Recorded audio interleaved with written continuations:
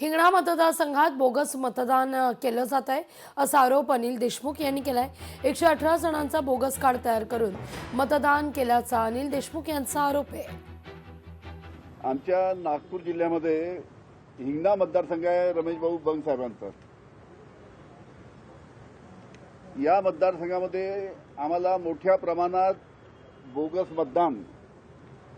मतदान म्हणजे जे धामण्याचे रहिवासी आहे, धामण्याला ज्यांचं मतदान आहे, धामणा म्हणून एक गाव आहे, तिथे अनेक वर्षांपासून मतदान करतात, त्यांना घेऊन वानाडोंगरीला गेलेत आणि वानाडोंगरी येथे त्या धामण्याच्या लोकांचं मतदान केलं नगरपालिकेच्या निवडणुकीमध्ये।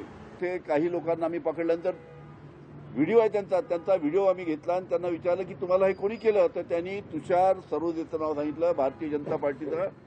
आणि त्या तुषार सरोदेंनी आम्हाला सांगितलं, म्हणाले की या तुम्ही वानाडोंगरीला जायचं आणि तिथे कमळाला तुम्हाला मतदान करायचं आहे। त्यांना 2-2 हजार रुपये मतदानासाठी त्या ठिकाणी तुषार सरोदे भारतीय जनता पार्टीचा महामंत्री यांनी दिले आणि त्यांच्याकडनं सर्व खोटं मतदान त्या ठिकाणी करून घेतलं। अतिशय हा गंभीर विषय आहे।